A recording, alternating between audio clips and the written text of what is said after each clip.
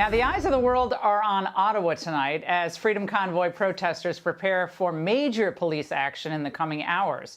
So you got tow trucks, they're already on standby, and earlier today, police began a mass ticketing campaign, warning protesters, you must leave the area now. Anyone blocking the streets are committing a criminal offense, and you may be arrested. Police liaisons even told protesters they would be pushed out by tomorrow. Now, meanwhile, Trudeau's authoritarian tactics have sparked a massive backlash abroad and at home. In fact, today, Trudeau was taken to task on the floor of Parliament, where he let his true colors fly. If Canadians are to trust their government needs to trust Canadians. Those are the words of the Prime Minister in 2015. These people, very often misogynistic, racist, women haters, science deniers, the fringe. Same Prime Minister 6 years later as he fans the flames of an unjustified national emergency. Conservative Party members can stand with people who wave swastikas. They can stand with people who wave the Confederate flag. We will choose to stand with Canadians who deserve to be able to get to their jobs, who be able to get their lives back. Now, the courageous member of Parliament you just saw, Melissa Lantsman, joins me now. MP Lantsman, thank you for joining us tonight. Now, thanks for having me.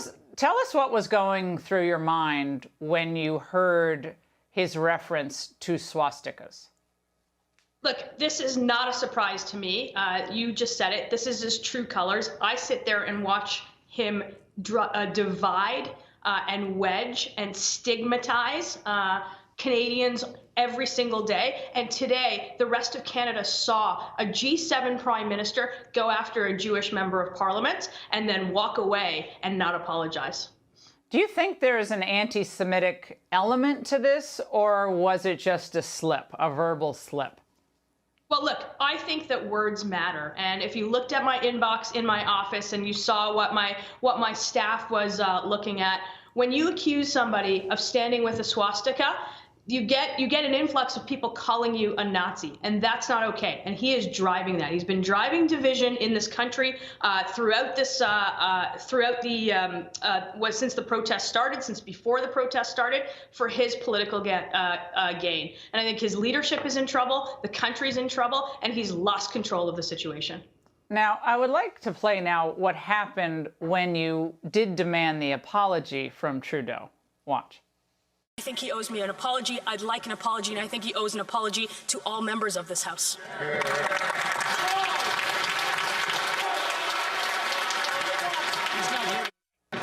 Now, MP Lantsman, he actually left after insulting you like that. That was his response. Kind of, his run and hide is kind of his trademark at this point. Your reaction? Yeah, look, he's lost control, and I'll just give your viewers. I can't call that out. There's rules that say that I can't call that out. Okay.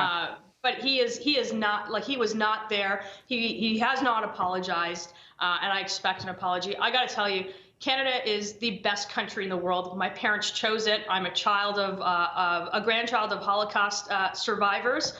And to watch what is happening and what the Prime Minister is driving in this country is frankly egregious. How much hate has been directed at you and others who just believe in free expression and the right to protest, even take away concerns about mandates and the truckers and cross-border traffic? Set that aside. How much hate have you seen out there just directed at you? Look, I think the division in this country is growing, and it's growing because of the Prime Minister's rhetoric on this. We've got an urban-rural divide. We've got an east-west divide, and that's being wedged by the Prime Minister. I'm the party's transport critic, so we've been calling to an end to these mandates, particularly the cross-border trucking mandate, since earlier this year. We are one of the highest. We've got one of the highest vaccination rates, and we also have we are the country with the highest, most draconian restrictions. So if he wants to end this today, he could have done that 19 days ago before putting forward a national emergency that is not justified. He could have gone out and talked to people rather than calling them racist and misogynist, and we could have put an end to this. He can drop the mandates and he can drop the restrictions today, and I think that we will have a much more cohesive country. MP Lanceman, thank you very much for joining us tonight and being a leader in your country at this point. Hey, Sean Hannity here. Hey, click here to subscribe to Fox News YouTube page and catch our hottest interviews and most compelling analysis. You will not get it anywhere else.